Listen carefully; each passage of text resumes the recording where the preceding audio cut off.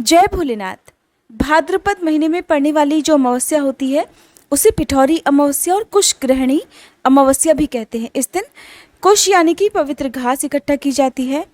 कुश का उपयोग हिंदू धर्म की हर पूजा पाठ में किया जाता है। मान्यताओं के अनुसार कुशा का प्रयोग गृह प्रवेश, शादी, श्राद्ध या जितने भी मंगलिक कार्य होते हैं उन सभी में किया जाता है। अमावस्या के दिन एकत्रित की गई कुशा का प्रयोग आप पूरे साल भर कर सकते हैं।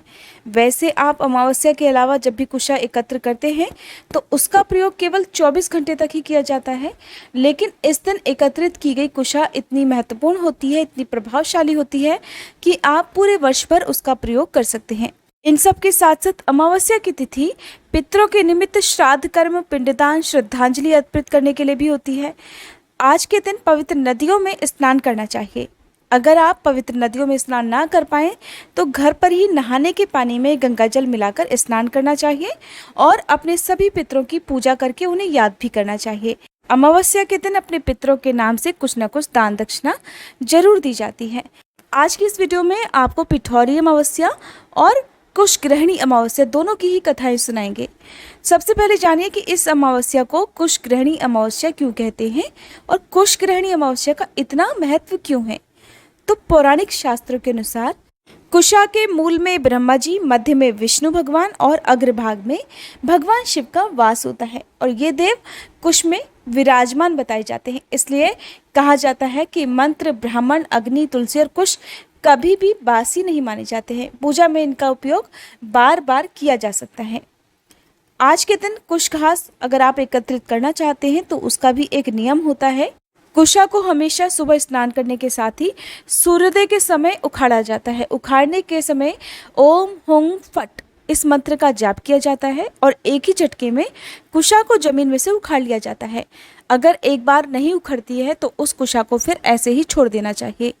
जो कुशा एक बार झटके में उखड़ जाए उसी को फिर आप पूजा में प्रयोग कर सकते हैं। इस कुशा से आप अंगूठी बना सकते हैं, अपने लिए आसन बनवा सकते हैं। भगवान शिव की पूजा करने के लिए हमेशा कुशा के आसन का प्रयोग करना चाहिए। मत्स्य पुराण के अनुसार जब भगवान विष्णु ने वराह अवतार धारण किया था और हिरण्याक्ष का वध किया था, फिर से पृथ्वी को समुद्र से निकालकर जब सभी प्राणियों की रक्षा की थी, उस समय जब भगवान वराह ने अपने शरीर को झटका था तब उनके शरीर के कुछ रोम धरती पर गिर गए थे। मान्यता है कि उन्हीं रोमों से धरती पर कुश की उत्पत्ति हुई। इसी कारण से कुश बहुत ही पवित्र मानी जाती है। दरअसल कुश एक प्रकार की घास होती है। कुश से जुड़ा हुआ एक और प्रसंग है। एक समय की बात है जब गरुड़ देव स्वर्ग से अमृत कलश लेकर आ रहे थे, तब उन्होंने कुछ देर के लिए उस अमृत कलश को जमीन पर कुशा पर रख दिया था। इस पर अमृत कलश रखने के कारण ये पवित्र भी माना जाता है। महाभारत काल में सूर्यपुत्र कर्ण ने अपने पितरों का तर्पण करने के लिए कुश का प्रयोग किया था। तब से मान्यता है कि जो भी व्यक्ति कुशा धारण करके अपने पितरों का श्राद्ध करता है उसके पितर देव उससे तृप्त हो जाते हैं। जिस कुशा घास में पत्ती हो, आगे का भाग ना कटा हो और हरा हो, वह कुश देवताओं और पितरों की पूजा के लिए सर्वोत्तम मानी जाती है। शास्त्रों के अनुसार कुशा को इस अमावस्या पर सूर्योदय के समय लाना चाहिए।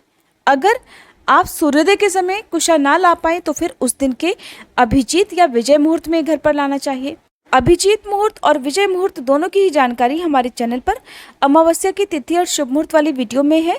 अगर आप चाहें तो उस वीडियो को भी देख सकते हैं। इस कुशा का उपयोग जब सूर्य ग्रहण हो या चंद्र ग्रहण हो तो उस समय भी किया जाता है। ग्रहण के समय यदि कोई प्रेग्नेंट लेडी कुशा के आसन पर बैठे या कुशा की अंगूठी धारण करे तो उस पर ग्रहण से होने वाला कोई भी बुरा असर नहीं पड़ता है। और यदि घर में कोई बीमार हो, बुजुर्ग हो, तो ऐसे लोगों को भी ग्रहण के समय कुशा से निर्मित अंगूठी या फिर कुशा का आसन धारण करना चाहिए। कुशा के आसन पर बैठकर आप ग्रहण के समय किसी भी मंत्र का मानसिक जाप भी कर सकते हैं।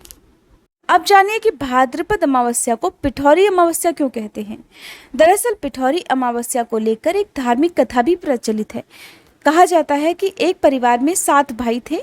सभी का विवाह हो चुका था और उनके छोटे छोटे बच्चे भी थे। परिवार की खुशहाली के लिए और सभी के अच्छे स्वास्थ्य के लिए 7 भाइयों की पत्नी पिठौरी अमावस्या का व्रत रखना चाहती थी। लेकिन जब पहले साल बड़े भाई की पत्नी ने व्रत रखा तो उनके बेटे की मृत्यु हो गई। दूसरे साल फिर दूसरे बेटे की मृत्यु हो गई। 7वें साल भी जब ऐसा ही हुआ तब बड़े भाई की पत्नी ने अपने बेटे का शव कहीं छुपा दिया। उस समय गांव की कुल देवी माँ पोलेरम्मा गांव के लोगों की रक्षा करने के लिए पहरा दे रही थी। उन्होंने दुखी माँ को देखकर कारण जानना चाहा। जब बड़े भाई की पत्नी ने सारा किस्सा सुनाया तो माँ पोलेरम्मा बहुत दुखी हो गई। उन्होंने कहा कि वह उन स्थानों पर हल्दी छिड़क दे जहां उनके बेटों का अंतिम संस्कार किया गया था। तब दुखी माँ ने ऐसा ही किया। जब वह घर लौटी तो उसने देखा कि उसके 7 पुत्र तो जीवित हैं, जिन्हें देखकर उसकी खुशी का ठिकाना नहीं रहा।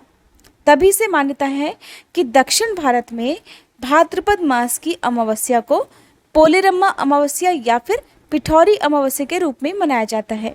इस दिन हर माँ अपने बच्चों की लंबी आयु के लिए पिठौरी अमावस्या का व्रत रखती हैं। पिठौरी अमावस्या के दिन जिन माँ पोलेरम्मा की पूजा की जाती है वो माँ दुर्गा का स्वरूप ही होती हैं। इसलिए आज के दिन दुर्गा चालीसा का पाठ किया जाता है, 64 योगिनियों की पूजा की जाती है और साथ ही सप्त मातृकाओं की पूजा भी की जाती है। अमावस्या का व्रत अधिकतर सुहागिन महिलाएं ही रख सकती हैं। इस दिन व्रत रखने वाली महिलाओं को सुबह जल्दी उठकर स्नान करना चाहिए। पवित्र नदियों में हो सके तो स्नान करना चाहिए और आज के दिन परिवार के सभी सदस्यों को गंगा जल मिलाकर या पवित्र नदियों में स्नान करना चाहिए। स्नान करने के बाद पीपल के वृक्ष में जल अर्पित करना चाहिए, क्योंकि पीपल के वृक्ष में सभी देवी देवताओं के साथ ही पितरों का भी वास माना जाता है। सूर्य देवता को जल अर्पित करना चाहिए। परिवार के सबसे बड़े सदस्यों के द्वारा सभी पितरों को पिंडदान और तर्पण इस दिन किया जाता है। अमावस्या के दिन भोग लगाने के लिए प्रसाद में खीर, पूरी, पुए या सब्जी आदि बनाई जाती है। अमावस्या की पूजा और पिंडदान ऐसे लोगों को जरूर करना चाहिए जिनके घर में पितृदोष हो या किसी सगे संबंधी का अंतिम संस्कार विधिवत ना हुआ हो, क्योंकि अगर अंतिम संस्कार ठीक से ना हो तो ऐसे में बड़ा भारी पितृदोष लगता है और परिवार में भारी कलह क्लेश रहता है। परिवार में कोई भी काम नहीं बनता है, हर शुभ कार्य में बाधाएं आती रहती हैं। तो पिंडदान करने के लिए आप पितरों के नाम किसी भी ब्राह्मण को या किसी गरीब को अपनी सामर्थ्य के अनुसार कपड़े दें। पूरे कपड़े जैसे कि रुमाल, शर्ट, पैंट, मोजे, जूते, चप्पल, शॉल इत्यादि मौसम के अनुसार आप कपड़ों का दान करें और अपनी क्षमता के अनुसार कुछ न कुछ दक्षिणा भी आज के दिन देनी चाहिए। कुश ग्रहणी अमावस्या को क्योंकि पिठौरी अमावस्या भी कहते हैं, इसलिए इस दिन 64 देवियों की पूजा की जाती है और ये 64 देवियां गेहूं के आटे से बनाई जाती हैं। इनके बाद सभी मूर्तियों को एक चौकी पर एक साथ रखा जाता है और बेसन का आटा गूंथकर उससे इनका श्रृंगार किया जाता है।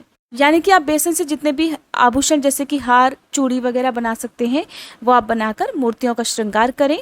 फिर आप पूजा करके माँ दुर्गा और अन्य सभी प्रतिमाओं को 16 श्रृंगार अर्पित करें। 16 श्रृंगार में साड़ी, सिंदूर, मेहंदी, कुमकुम, काजल, बिंदी, चूड़ी, चुनरी ये सब जरूर होना चाहिए। फिर दुर्गा चालीसा का पाठ करके माँ दुर्गा की आरती की जाती है। आरती करने के बाद सभी 64 देवियों को आज के दिन भोग लगाया जाता है। इसके बाद 5 ब्राह्मण या 5 कन्याओं को सबसे पहले भोजन कराकर बाद में खुद भोजन ग्रहण किया जाता है। आज के दिन सप्तमातृका की पूजा की जाती है। ये सप्तमातृका 7 देवियों से मिलकर बनी है। ये वही 7 देवियां हैं जो भगवान शिव की पहली पत्नी माता सती के यज्ञ में समा जाने पर उत्पन्न हुई थी।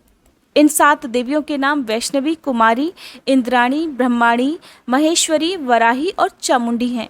जो लोग आज के दिन केवल अमावस्या की पूजा करना चाहते हो और उपवास भी रखना चाहते हो, उन्हें हाथ में जल या पुष्प लेकर सुबह संकल्प लेना चाहिए।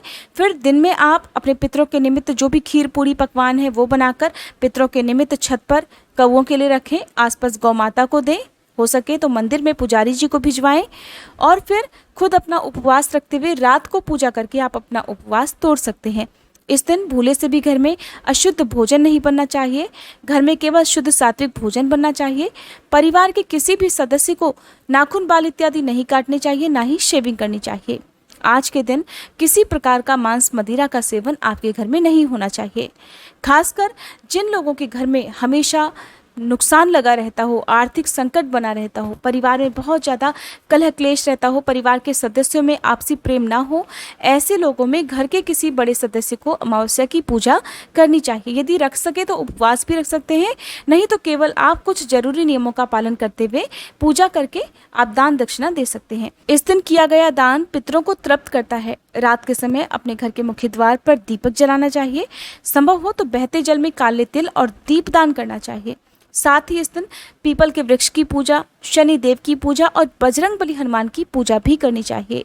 राहु काल के समय किसी तरह का दान नहीं किया जाता है, क्योंकि राहु काल के समय किया गया दान राहु और केतु ग्रह को बलवान बनाता है। अगर आप राहु काल का समय भी जानना चाहते हो तो हमारे चैनल पर पहले से अपलोडेड वीडियो आप जरूर देखिएगा। अगर आज की ये वीडियो आपको अच्छी लगी हो तो प्लीज़ वीडियो को लाइक करके, हो सके तो हमारे चैनल को सब्सक्राइब कीजिएगा। साथ ही आजकल आप हमारे चैनल पर शिव महापुराण कथा और भागवत कथा का रसपान भी कर सकते हैं।